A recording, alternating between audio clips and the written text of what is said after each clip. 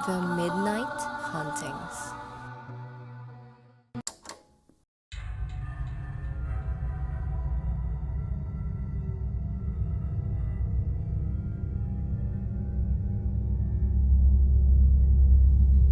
Magandang araw mga ka-midnight. Ako si Rex. Ang kwentong ito ay pinadala ng isa nating tagapakinig at ito ay tungkol sa isang babae na pumunta sa lamin ng kanyang lolo, kung saan binulungan niya itong kunin ang kanyang sakit, ngunit may mga kapalit itong kababalaghan. Isa sa mga kilalang pamahiin ng mga Pilipino ay ang pagbulong sa patay, kung saan pinapakiusapan ng mga bumubulong ang mga hiling nila na tuparin ng mga namatay. Kadalasan ay hinihiling nila na kunin ng patay ang mga sakit. Ako po si Desa at ito ang aking kwento. Nagsimula ang lahat nung biglaang namatay ang aking lolo Oyo. Inatake ito sa puso at pinaniniwalaang dahil daw ito sa mga naniningil ng mga utang sa kanya. Ilang araw daw itong nagiging aligaga dahil may mga nagpapakita daw sa kanyang naniningil. Mabait naman sa aming mga apo si Lolo Oyo. Sadyang nalulung lang ito sa bisyong sabong simula nang mamatay si Lola. Doon din nagkanda utang-utang ito sa kung kani-kaninong mga tao. Karamihan pa dito ay hindi mabubuting tao na galing pa sa malalayong lugar. Napansin kong bumubulong ang ilan kong pinsan sa unang lamay kay Lolo. Kaya naisip kong gayahin din sila at gawin ito. Meron kasi akong sakit sa baga noong mga panahon na iyon at naisip kong wala naman sigurong mawawala kung bulungan ko si Lolo na kunin ang aking sakit. Nahihirapan na kasi ako sa mga gastusin ng aking gamot noong mga panahon na iyon. Matapos kong bumulong ay nakita ko din na gano'n ang ginagawa ng iba pa naming kamag-anak. Alam kong kayang madaan naman sa gamot ang aking sakit, ngunit wala akong maisip na ibang hiling kaya ayon ang aking binulong. Nung kinagabihan ay napansin kong parang biglang nawala ang aking pag-ubo-ubo. Gumaan ang aking paghinga at parang biglang nawala ang sakit. Bigla kong nakonekta iyon sa aking binulong kay Lolo. Natawa pa ako dahil sa bilis ng epekto nito.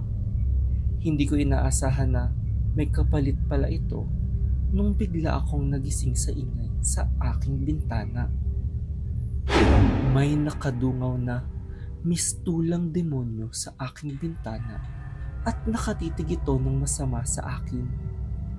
Iba ang pakiramdam ng kanyang mga mata at bumubulong ito na tila ba may hinihingi ito sa akin. Napasigaw ako ng malakas at bigla itong naglaho. Hindi na ako nakatulog buong gabi dahil sa aking nakita. Hindi ako makapaniwala na may ganong klaseng nilalang ang biglang magpaparamdam sa akin. Naisip kong ibahagi ang aking naging karanasan sa aking mga pinsan. Una kong ikwinento ang aking biglang paggaling sa sakit. Hindi sila makapaniwala, ngunit napansin din nilang tumigil na ang aking malalang ubo. Matapos nun, ay ikwinento ko din ang aking nakita nung ako ay natutulog. Nagsabi sila na huwag ko daw silang takutin. Napansin kong tahimik lang ang isa kong pinsan na si Joy habang ako ay nagkukwento. Tinanong ko sila kung anong mga binulong nila kay Lolo at karamihan sa kanila ay mga yaman o utang lamang. Wala naman daw silang mga sakit kaya pera ang hiniling nila. Nilapitan ako bigla ni Joy at nagsabing mag-usap kaming dalawa lang. Sinabi niya na nakakita din daw siya ng parang demonyo nung nakaraang gabi. Sakto din na parang nawala ang kanyang nakakapangbukol sa katawan matapos siyang bumulong kay Lolo. Nagtaka kaming dalawa kung bakit tila ba may masasamang naging epekto ang kapalit ng aming paggaling. Hindi naman masamang tao si Lolo Oyo, nung nabubuhay pa at hindi niya gugustuhin may masamang mangyari sa aming mga apo niya. Napansin naming nag-uusap-usap din ng ilang mga matatanda na tila ba may masasama din silang nakita nung gabi. Napag-usapan namin ni Joy na matulog muna magkasama sa aming bahay para maiwasan ang aming pagkatakot. Nung kinagabihan, ay medyo kumalma na ako dahil katabi kong matulog si Joy sa kama. Maya-maya ay naalimpungatan ako dahil parang mabigat ang aking pakiramdam at may kumakalabit sa aking binti. Singit ako si Joy na wag akong gisingin nang magulat ako sa aking nakita. Nasa paanan ko na ang demonyo at hawak nito ang aking mga paa. Matatalim ang mga kuko nito at tila ba naniningil ang mga mata nito. Napatili ako ng malakas sa sobrang takot. Nang dumating si Joy galing labas, ay biglang naglaho ang demonyo. Nagkape lamang daw siya dahil hindi siya makatulog at kakwentuhan lang sa baba ang mga bantay sa burol ni Lolo. Hindi daw niya sinasadyang iwan akong mag-isa. Kinabukasan ay naisipan na naming kumuha ng albularyo dahil may iba pang kamag-anak ang nakaranas din ito. Ayon sa albularyo, may nagsumpa daw sa kaluluwa ng aming lolo. Malamang daw ay isa ito sa mga pinagkakautangan niya bago siya mamatay. Naalala ni Joy bigla ang isang matandang babae na nangatok sa bahay ni Lolo Oyo at nakita niya itong bumubulong ng masama.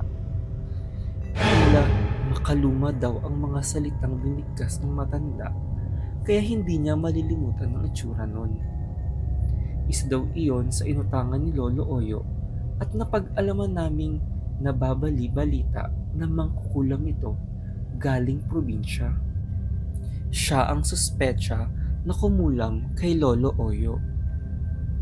Malamang daw ay nadamay kaming mga kamag-anak at sa amin sumunod ang demonyong nakikita ni Lolo bago ito mamatay. Tinulungan kami ng albularyo sa mga ritual upang maalis kay Lolo ang sumpa at pati hindi na rin sa amin mapasa ito.